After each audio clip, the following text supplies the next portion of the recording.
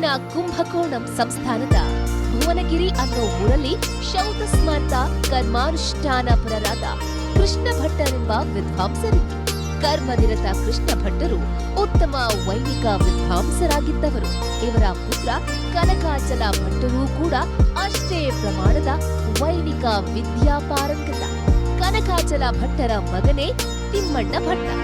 ಈ ತಿಮ್ಮಣ್ಣ ಭಟ್ಟರು ಬೇರಾರೂ ಅಲ್ಲ, ರಾಘವೇಂದ್ರ ಸ್ವಾಮಿಗಳ ತಂದೆ ಗೋಪಿಕಾಂಬ ತಿಮ್ಮಣ್ಣ ಭಟ್ಟ ದಂಪತಿಗೆ ತಿರುಪತಿ ತಿಮ್ಮಪ್ಪನೆಂದರೆ ಅಪಾರ ಭಕ್ತಿ.